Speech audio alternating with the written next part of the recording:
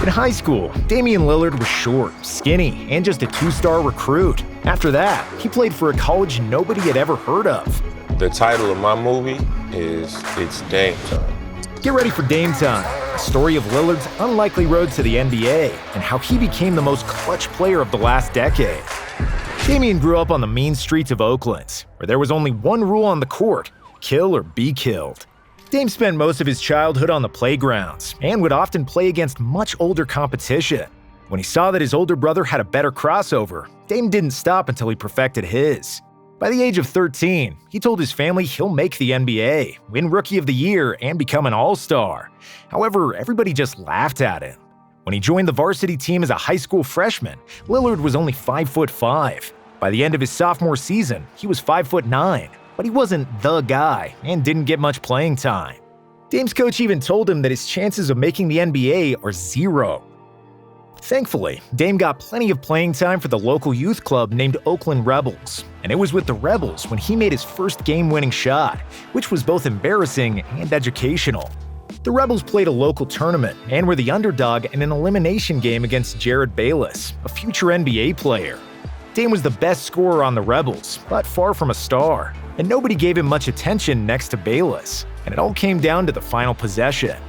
With the Rebels down by 2, Lillard caught the offensive rebound, sprinted behind to the three-point line, and rose up for a 3. I just raised up for 3 with a dude right in my face. He right underneath me, I raise up, I hit the 3, and I go crazy.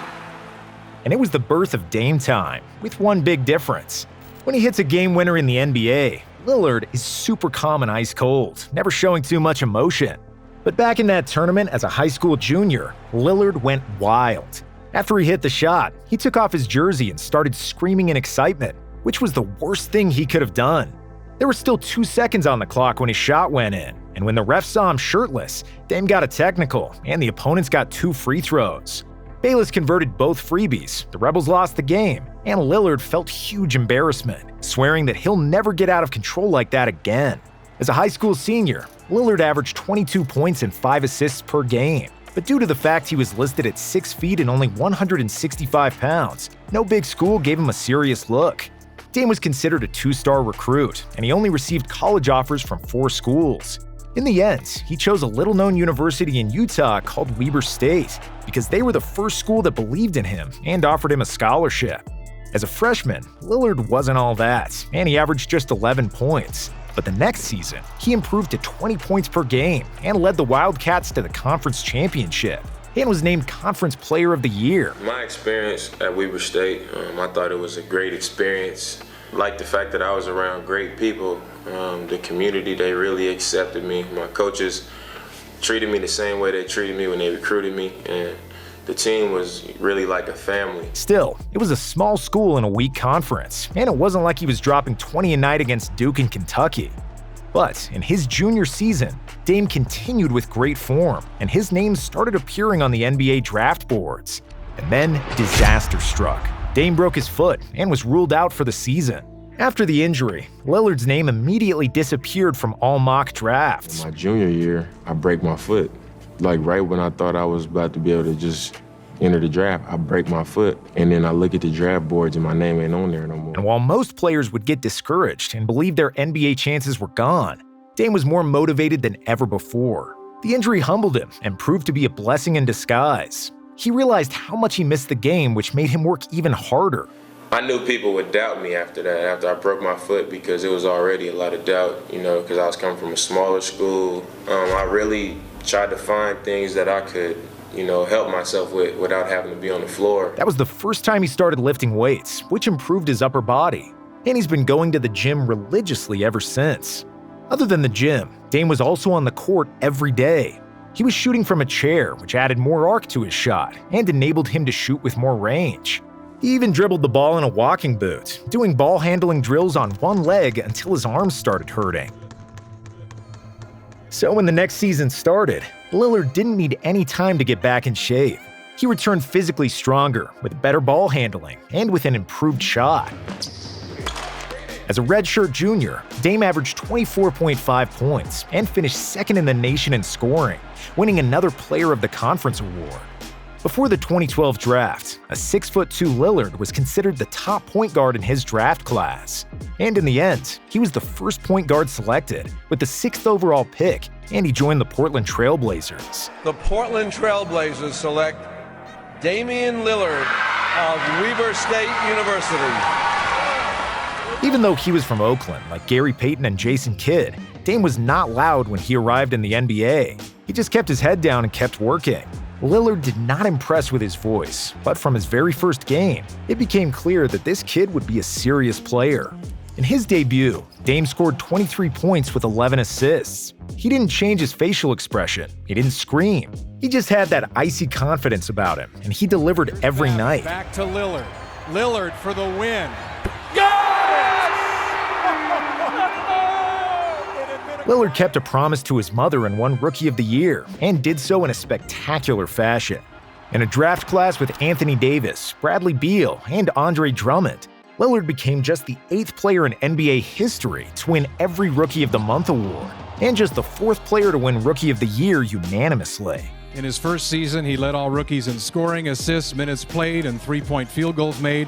The 2012-2013 NBA Kia Rookie of the Year, Damian Lillard. As a sophomore, even though Lillard's numbers stayed virtually the same, the Blazers improved significantly. Dame became an all-star together with teammate LaMarcus Aldridge, and Portland qualified for the playoffs.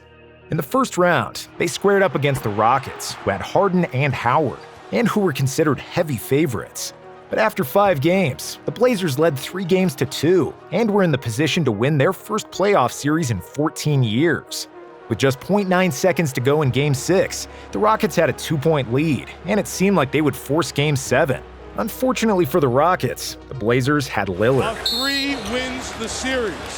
It's Lillard. He got the shot off. Lillard, good! Good!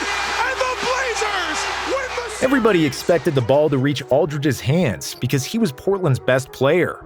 But Dame unexpectedly got wide open, got the ball, and shot a deep 3. The ball went in for the win, and Dame became a hero. Unlike that time against Jared Bayless, he didn't rip off his jersey. He stoically just walked it off with an icy stare until his teammates corralled him and knocked him to the floor. In his first ever playoff series, Lillard averaged 25, 6, and 6, with nearly 50% shooting from 3. In the second round against the Spurs, Dame averaged 19 points, but the Spurs were too strong and won the series in 5 games.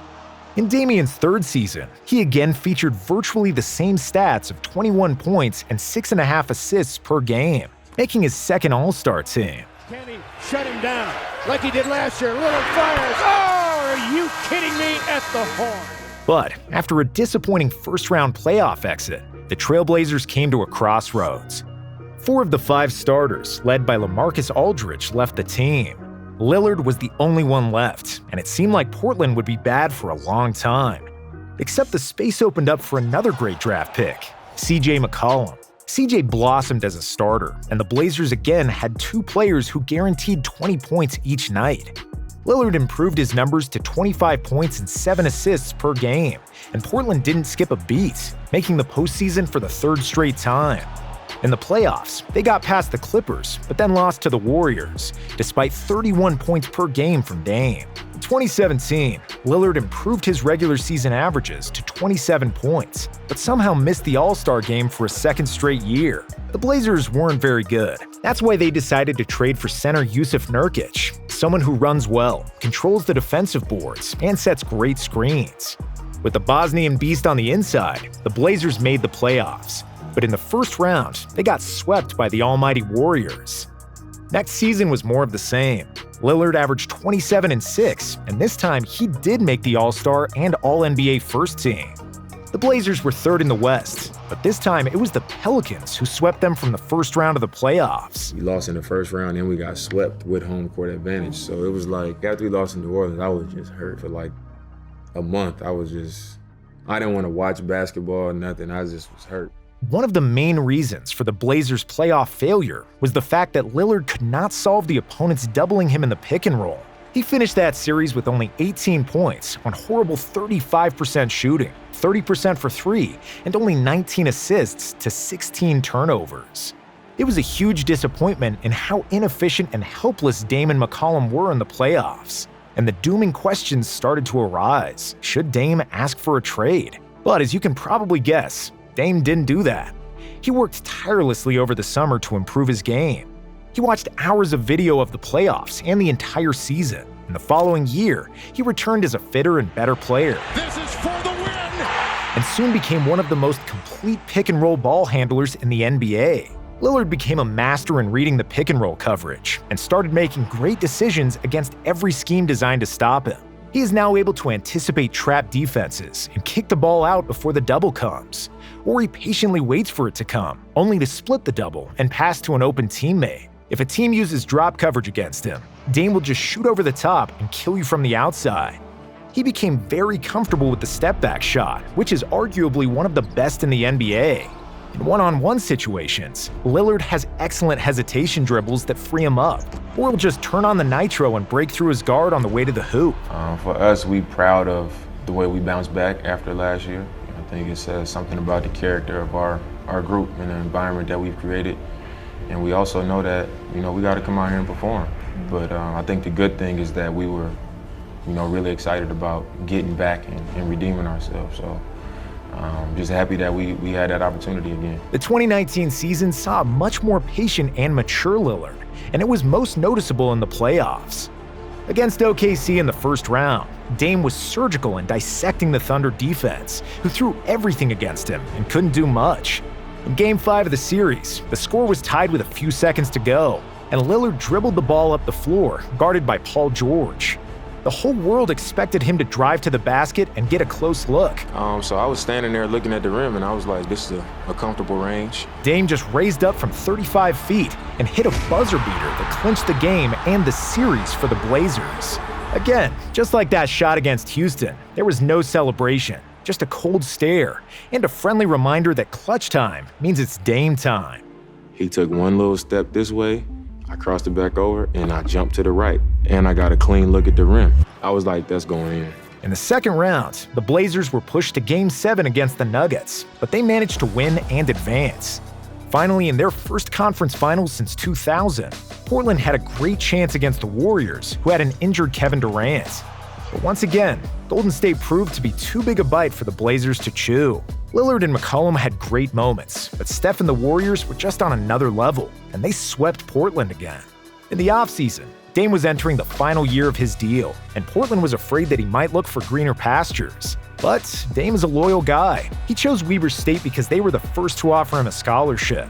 He still has the same coach from Weber State as his personal trainer. When a new player arrives in Portland, Dame shows him around, takes him out to dinner, and makes them feel at home. Dame even received the J. Walter Kennedy Citizenship Award that the NBA gives for outstanding service and dedication to the community. I think people get the loyalty thing about me wrong all the time. They think I'm being so loyal to an organization and so loyal to, a team. The loyalty is ultimately to myself, to who I am. This team hasn't won since '77. I want to be a part of what brings that back. Then 2 years later, he also received the award for NBA Teammate of the Year. So for Dame, chasing rings somewhere else was never an option. He wanted to stay and win in Portland, and he signed a 4-year extension. I do want to win a championship, but it's other stuff that means more to me. Got you. I understand. It's almost like I'm not willing to sell myself out for that. In 2020, he had his best regular season in the NBA, averaging 30 points and 8 assists per game. But Portland suffered another blow in the first round of the playoffs. He did wash the bad taste from his mouth by going to the Tokyo Olympics, where he won the gold medal with Team USA. Then in 2021, Dame had another spectacular season, with 29 points and 7.5 assists on average. But once again, the first round was the furthest the Blazers got, despite Lillard averaging 34 points and 10 assists in the series against the Nuggets. Porter Jr. on him, 5 left in the game. Lillard fading away the 3. He got it! And after 9 seasons, the Blazers fired coach Terry Stotts and replaced him with Chauncey Billups. But before we could have seen how Chauncey would impact the Blazers, Dame got hurt. In 2022, he played only 29 games, after which the management decided to break up Dame and CJ. McCollum got traded to New Orleans. In 2023, Dame returned to his usual form and is currently averaging 27 points and 7 assists per game. Since 2012, when Lillard entered the league, Dame is the player with the most points scored in clutch time, for a tie or lead in the last 5 minutes of the game. In his 11-year career, there isn't a team in the NBA that hasn't been a victim of Dame time at least once. And his celebration of pointing at his wrist saying Dame time has become iconic. And he's just a loyal guy. Yeah. And it goes back to his days at Weber State. He turned a small opportunity into like a really big opportunity. Portland's sort of the same. It's a small market. He's made it his own. He's loyal. I think he really believes something special can happen there. So far, Lillard made the All-NBA team 6 times, made the NBA's 75 best player list, and is in the top 10 all-time in three-pointers made and in free throw percentage. If he retired today, Lillard would be a Hall of Famer. And on top of everything, he's one of the most humble and definitely the most loyal NBA superstar of today. Whether he manages to win a ring in Portland or not, he'll retire as one of the best shooters in NBA history and one of the most clutch players to ever play.